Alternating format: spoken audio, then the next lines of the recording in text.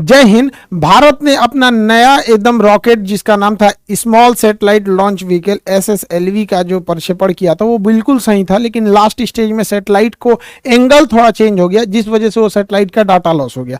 अब हम समझते हैं ये कार्बन लाइन क्या है, डाटा लॉस क्या है, SSLV GSLV के बारे में। देखिए, हमारी जो आज़ादी हुई थी आज से लगभग 75 साल पहले 1947 में हुए थे। तो हम लोग के यहाँ जब भी कोई बड़ी घटना होती है तो उसे अलग अलग महोत्सव या नाम देते हैं। जैसे 10 साल को हम लोग डिकेड कहते हैं, 25 साल को सिल्वर जुबली बोलते हैं, जुबली मतलब महोत्सव, तो सिल्वर जुबली बोलते हैं। 50 साल को हम गोल्डन जुबली बोलते हैं, 60 साल को डायमंड जुबली बोलते हैं। तो डायमंड जुबली जो होता है ना 60 साल का होता है, लेकिन हम लोग डायमंड जुबली को तो पार कर चुके हैं। हम लोग की इस बार आजादी का 75वां साल है, तो 75वां साल यानी हम लोग अंग्रेजी में बोले तो प्लेटिनम जुबली मना रहे हैं। लेकिन प्रधानमंत्री ने चूंकि इसके लिए अलग शब्द का प्रयोग किया, अमृत महोत्सव। तो अमृत महोत्सव, घर घर झंडा, ये काफी अच्छा है, देश को अपना सेलिब्रेट इसी अंदाज से करना चाहिए। और क्यों ना 75वां सालगिरह बहुत बेहतरीन होता है। 75 100 साल हो जाएगा तो सेंचुरी बोलते हैं, तो ये कोड होता है।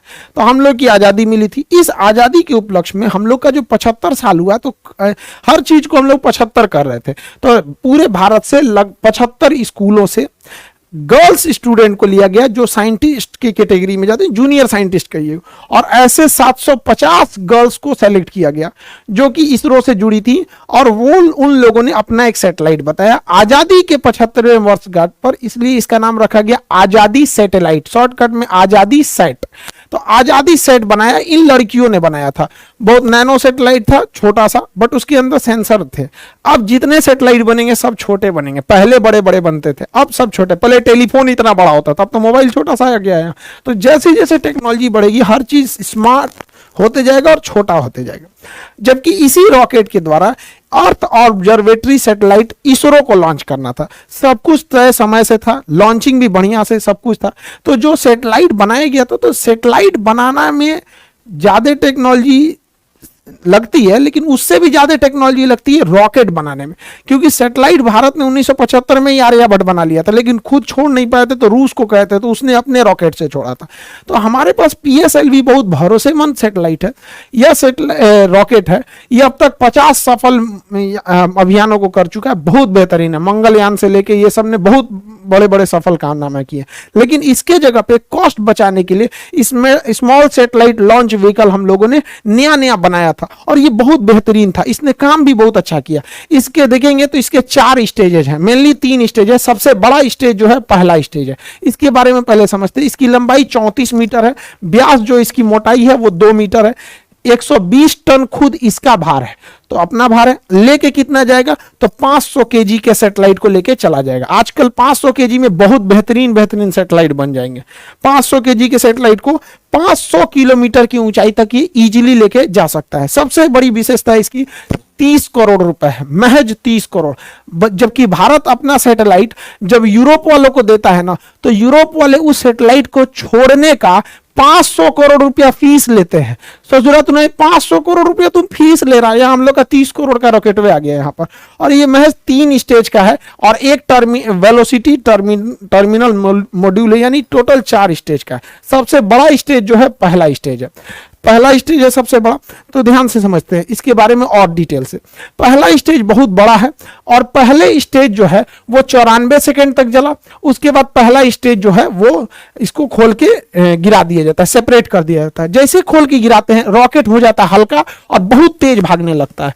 तो क्वेश्चन भी पूछता है कि जैसे जैसे रॉकेट अंतरिक्ष की ओर जाता है उसकी स्पीड क्या होती है, तो बढ़ते जाती है। रीजन 2 है, एक ये अपने कुछ स्टेजेज को नीचे सेपरेट करके गिरा देता है जिसकी वजह से हल्का हो जाता है। दूसरा, जितना पृथ्वी से दूर जाइएगा पृथ्वी के खींचने की अर्थात गुरुत्वाकर्षण शक्ति कम हो जाती है। तो एक तो शक्ति कम हो गई, दूसरा भार कम हो गया, इस वजह से तेज भागता है। दूसरा स्टेज जो था वो 113 सेकंड तक चला था। तीसरा स्टेज जो था वो 106 सेकंड तक चला था। यहां तक में कोई प्रॉब्लम आई थी चौथे स्टेज में। अब यहां थोड़ा ध्यान से समझिएगा, ये तीनों स्टेज में ना सॉलिड ईंधन का प्रयोग किया जाता है। जैसे दीपावली के रॉकेट में जो ईंधन भरा जाता है ना, बारूद, सॉलिड इंजन होता, सॉलिड होता है, वो एकदम ठोस होता है, बारूद भर दिया जाता है। वैसे इसमें सॉलिड फ्यूल का यूज किया था, यानी बारूद भरा गया था। इसमें एक बार आग पकड़ लिया ना तो आपके कंट्रोल में नहीं रहेगा, ना ही आप इसे स्टॉप कर सकते हैं। तो सॉलिड इंजन की एक खराबी, पावर तो तगड़ा देते हैं सब, लेकिन इन्हें आप कंट्रोल नहीं कर सकते। तो इसरो कितना दिमाग लगाया, जब सीधे ऊपर भेजना था तो लगा दिया तीनों में सॉलिड इंजन। और ये सॉलिड इंजन जो होता है, इसमें जो सॉलिड फ्यूल यूज किया जाता है HTPB, ये फुल फॉर्म एग्जाम में पूछता है, HTPB हाइड्रोक्सिल टर्मिनेटेड पॉलीब्यूटेराइन, ये इसमें यूज होता है HTPB ईंधन के रूप में, इसे कंट्रोल नहीं किया जा सकता। तो ये तो अब लास्ट स्टेज एकदम छोटा सा था, एकदम छोटा सा था, उसे महज 20 सेकेंड के लिए बनाया गया था चौथे स्टेज को। उसका नाम होता है velocity trimming module, VTM, velocity trimming module. यहीं से गड़बड़ चालू हो गया। इस ससुरा को चलना था चौथा स्टेज को 20 सेकंड के लिए, चला 21 सेकंड के लिए, 1 सेकंड के लिए चला तो क्या हो गया कि ये सर्कुलर के जगह इलिप्टिकल पाथ पर चला गया। जाना चाहिए था गोल, चल गया अंडाकार में, क्योंकि इसका काम ये होता है स्पीड को बढ़ा घटा के पाथ को मेंटेन करना, जिस वजह से इसका डाटा लॉस हो गया और ये प्रशांत महासागर की ओर गिर जाएगा। यहाँ पर ये इलिप्टिकल नहीं हो पाया था। यहाँ पे लास्ट स्टेज में देखिए, जो वेलोसिटी ट्रिमिंग मॉड्यूल होता है वो इन सैटेलाइटों को लॉन्च करने के टाइम उनका एंगल डिसाइड करता है, किसको कितने एंगल पे छोड़ना है, मल्टीपल सैटेलाइट्स को कितने एंगल पे किसको कितना घुमाना है। यहीं पर डाटा लॉस हो गया। ये सारा चीज अपने सही से चल रहा था, यहाँ पे क्या हो गया, डाटा लॉस हो गया। 20 सेकेंड की जगह पे 1 ही सेकेंड फायर हुआ। इसका मतलब पूरा रॉकेट सही है, कोई दिक्कत नहीं है, बस ये ट्रिमिंग मॉड्यूल में दिक्कत है, एंगल गड़बड़ा दिया था। देखिए एक चीज ध्यान से समझिएगा, जो सैटेलाइट उपग्रह जो होते हैं पृथ्वी के करीब घूमते हैं उन्हें सर्कुलर पाथ पर घूमना पड़ता है, और जो दूर घूमते हैं उन्हें इलिप्टिकल पाथ पर घूमना पड़ता है। तो गलती से इसे जाना चाहिए था सर्कुलर पे, चल गया इलिप्टिकल पे, जिस वजह से ये क्या हो गया, गड़बड़ हो गया अपने ट्रिमिंग फेज में। इसलिए देखेंगे लास्ट फेज में बस ये 20 सेकंड के लिए यही बच गया था, जिस वजह से ये फेल कर गया था। हालांकि लेकिन कोई बात नहीं, हम लोग अगली बार फिर तैयार करेंगे। पहला लॉन्च जो था वो तो PSLV का भी फेल हो गया था, पहला लॉन्च GSLV का भी फेल हो गया था। सचिन तेंदुलकर भी अपने पहले मैच में कहाँ कोई अच्छा परफॉर्म कर पाए थे, लेकिन ऐसा तो नहीं है कि आगे नहीं किए थे, बेहतरीन काम किया था इस सैटेलाइट ने, बट लास्ट में थोड़ी सी सेंसर खराबी की वजह से ये गड़बड़ हो गया था ट्रिमिंग के समय में। हालांकि इस रॉकेट ने बहुत ही बेहतरीन ढंग से कार्बन लाइन को पार कर गया था। कार्बन लाइन क्या होता है, ध्यान से समझिएगा। पृथ्वी से वह ऊंचाई जिसे आप अंतरिक्ष मानते हैं, उस ऊंचाई को ही हम कार्बन लाइन कहते हैं। कार्बन लाइन के नीचे अंतरिक्ष, कार्बन लाइन के नीचे वायुमंडल यानी पृथ्वी, और इसके ऊपर अंतरिक्ष हो जाता है। इसे वैज्ञानिक कार्बन ने दिया था, उन्होंने कहा था कि यह 100 किलोमीटर है, लेकिन अभी इसे अप्रोक्स 80 से 83 किलोमीटर माना जाता है। कुछ देश इसे 80 मानते हैं, कुछ देश इसे 83 किलोमीटर मानते हैं। उसके ऊपर अंतरिक्ष चालू हो जाता है, यानी एक कार्बन लाइन हो जाता है। 1967 में एक समझौता हुआ था जिसके तहत कहा गया था कि कार्बन लाइन से ऊपर का एरिया किसी देश का नहीं है, उसमें कोई भी जहाज कोई भी सैटेलाइट जा सकता है, और कार्बन लाइन के नीचे का एरिया उसी का है जिसके जस्ट नीचे वह देश है। यानी भारत अपने 80 यानी 83 किलोमीटर की ऊंचाई तक अगर कोई भी मिसाइल जाएगा तो उसे अपने ऊपर खतरा मान के मार के गिरा देगा, कोई जहाज जाएगा तो उसे मार के गिरा देगा। समझ में आ रहा है कि नहीं? तो हमारा एरो स्पेस कितना होता है अपने क्षेत्र से, एक 83 किलोमीटर। लेकिन समस्या यहाँ ये आती है कि कोई देश इसे 80 मानता है और कोई देश इसे 83 मानता है। तो जो 83 मानता है वो तो ऊपर ऊपर जाएगा। अब जैसे मान के चले भारत कहेगा कि हम 80 मानते हैं, अमेरिका कहेगा 83 मानते हो, तो जाएगा। अब भारत चल जाएगा किसी क्षेत्र में 80 में, कहेगा हम तो कार्बन लाइन के ऊपर हैं, तू कहेगा मार के गिरा देंगे, कहेगा एयरक्राफ्ट है ये। तो इसमें काफी असमंजस है। हालांकि इतनी ऊंचाई पे कोई जहाज जाते नहीं है सब यहाँ पे। तो कार्बन लाइन हमेशा याद रखिएगा, इस एग्जाम के पॉइंट ऑफ व्यू से इंपॉर्टेंट है। ये अंतरिक्ष वगैरह में जितने सैटेलाइट वगैरह रहते हैं कार्बन लाइन के ऊपर ही डाल दिए जाते हैं। इस तरह से जो सैटेलाइट घूमता है इसे कहते हैं पोलर सैटेलाइट। ऊपर नीचे जो घूमता है ये पोलर सैटेलाइट।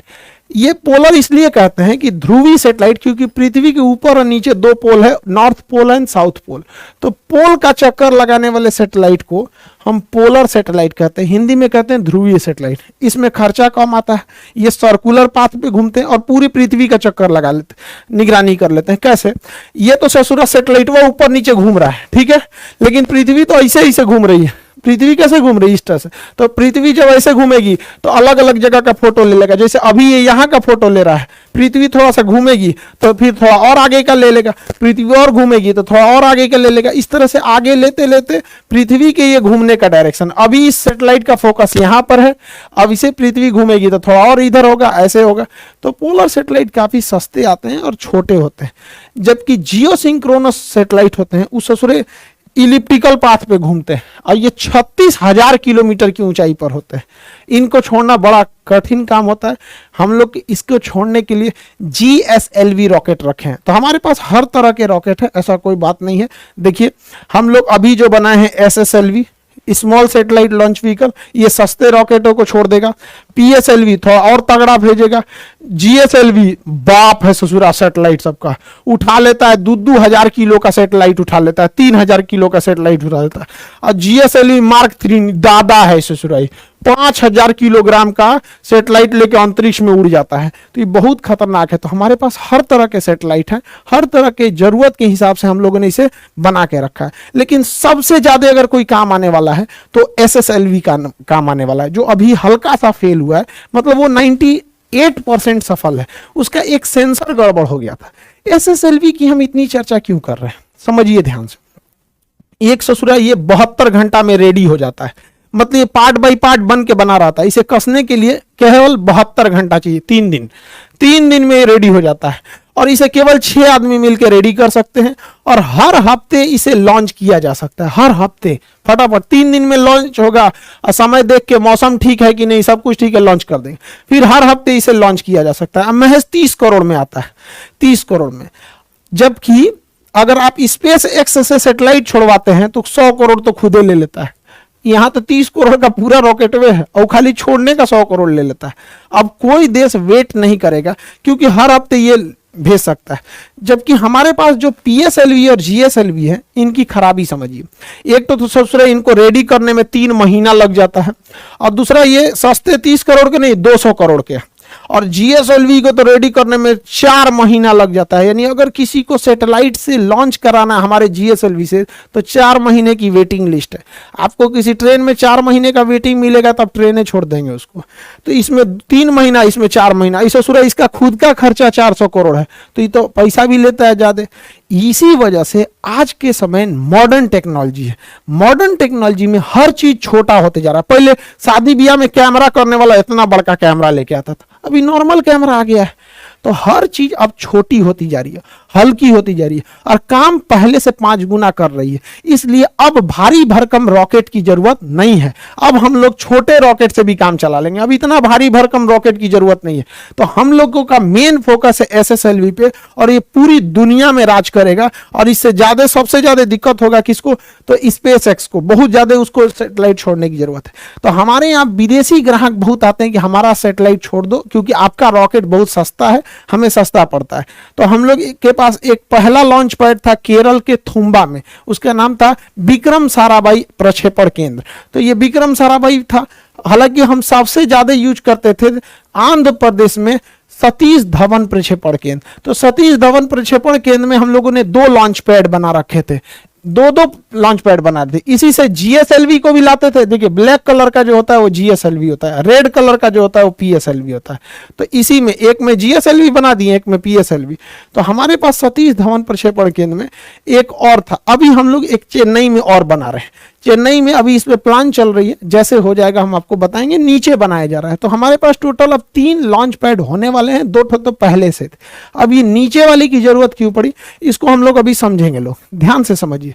पोलर सैटेलाइट जो होते हैं वो ऊपर से नीचे चक्कर लगाते हैं पोल पे, तो इन्हें छोड़ा भी जाता है उसी डायरेक्शन में। हम लोग के लिए समस्या समझिए, हम लोग आंध्र प्रदेश के श्रीहरिकोटा से जब छोड़ते हैं तो बीच में ससुरा श्रीलंका चलाता है। तो बीच में श्रीलंका आ जाता है, इसलिए हमें पहले रॉकेट को ऐसे मनूवर करा के घुमाना पड़ता है, और तो अब जाके इसको छोड़ते हैं हम लोग ऐसे। नहीं तो श्रीलंका के ऊपर गिर जाएगा, दिक्कत हो जाएगा। तो जब आप किसी से मनूवर कराइएगा, उसको थोड़ा घुमाइएगा, तो ज्यादा ईंधन खाएगा, ज्यादा खतरा बना रहेगा घूमने के दौरान, ठीक से घुमा कि नहीं घुमा। इसलिए भारत ने सोचा कि इसका झमेले खत्म कर देते हैं। जो हमें जियो स्टेशनरी सैटेलाइट छोड़ना है, जो पृथ्वी का ऐसे चक्कर लगाते हैं 36,000, उसको तो यहीं से छोड़ेंगे, सतीश धवन प्रक्षेपण केंद्र यानी श्रीहरिकोटा से छोड़ेंगे। और जो पोलर छोड़ना है वो कहाँ से छोड़ देगा, नीचे से, क्योंकि जब नीचे यहाँ से छोड़िएगा तो श्रीलंका को ऐसे क्रॉस करा के फिर जाना पड़ता है, और यहाँ से छोड़ेगा कोई नहीं है नीचे, नीचे में कोई नहीं है, देखिए ध्यान से, नीचे से छोड़ेगा तो समुद्र में कोई नहीं है। इस वजह से हम लोग तमिलनाडु में एक तीसरा प्रक्षेपण केंद्र भी हम लोग स्थापित करने जा रहे हैं। हम लोग के इसरो का इतिहास बहुत मतलब दुखदाई रहा है। हम लोग के पास इतने कम पैसे थे जब इसरो की स्थापना हुई थी कि साइकिल से हम लोग लेके जाते थे लोग रॉकेट को, यहाँ पे साइकिल से, देखिए पार्ट बाई पार्ट करके, यहाँ पे बैलगाड़ी से हम लोग ये सैटेलाइट को लेके आए थे लोग, और नारियल के पेड़ से बांध के साउंडिंग रॉकेट को छोड़ा गया था। लेकिन ऐसा नहीं है, हम लोगों ने बहुत बहुत चीज़ों को देखा है, और ये जो लड़कियों ने जिस सैटेलाइट को बनाया उन बच्चियों से कहते हैं कि आप अपना कभी भी मनोबल छोटा मत कीजिएगा। हमारा उस सैटेलाइट से संपर्क टूटा है, कसम से कहते हैं हमारा संकल्प नहीं टूटा है, हमारा संकल्प आज भी जिंदा है। हम यहाँ से उठ के खड़े हुए हैं। इसरो जो आज इतने बड़े बड़े जो सैटेलाइट देख रहे हैं ना यहाँ पे, ये हम लोग वही हैं जो साइकिल पे लेके घूमे थे। तो हमारा संपर्क टूट जाने से विरोधी हमारे पे हंसे नहीं, हम दृढ़ संकल्पित हैं लोग यहाँ पे। और भारत माँ की वो बेटियां एक दिन दिखाएंगी जब अंतरिक्ष में राज होगा वहां पर, ये सैटेलाइट यहाँ पे। और दुश्मनों को सरदर्द के लिए जो लोग अभी PSLV से SSLV से डर रहे थे ना, सुनिए ध्यान से, GSLV तो बहुत पावरफुल है, ये है PSLV दुनिया का सबसे भरोसेमंद है, अभी SSLV सही हो ही गया, अभी NSLV भी बन रहा है, नैनो सैटेलाइट लॉन्च व्हीकल, यानी 1 किलो के सैटेलाइट को भी छोड़ देगा। Nano satellite launch vehicle 5 crore में, 5 करोड़ में। और इसकी सबसे ज्यादा जरूरत होती है टेस्ला को, SpaceX को, क्योंकि SpaceX अपना एक स्टारलिंक प्रोग्राम बना रहा है। इसको अंतरिक्ष में बहुत सारे हजारों सैटेलाइट इसको छोड़ना है अंतरिक्ष में, और नैनो सैटेलाइट इन्हें छोड़ने में लगभग 100 करोड़ का खर्चा आता है एक नैनो सैटेलाइट में। हम लोग का सैटेलाइट हुए 5 करोड़ में, 2 को छोड़ देंगे एक के बार में, होलसेल में काम हो जाएगा। तो हम लोग अभी एक और बना रहे हैं NSLV, nano satellite launch vehicle. इन्हीं सबको मद्देनजर रखते हुए भारत जो है अपने 3 लॉन्च पैड बना रहा है, ताकि उसे 3 लॉन्च पैड की जरूरत भी है। तो हम लोग इस चीज को समझे यहाँ पर, ये बहुत भारी भरकम। एक चीज और गौर किए होंगे, जब सैटेलाइट छोड़ते हैं तो इसमें से ये कुछ कुछ टुकड़े गिरते हैं। एक्चुअली ये टुकड़े नहीं होते हैं, इन्हें इंसुलेटर कहा जाता है, इंसुलेटर पैड। जब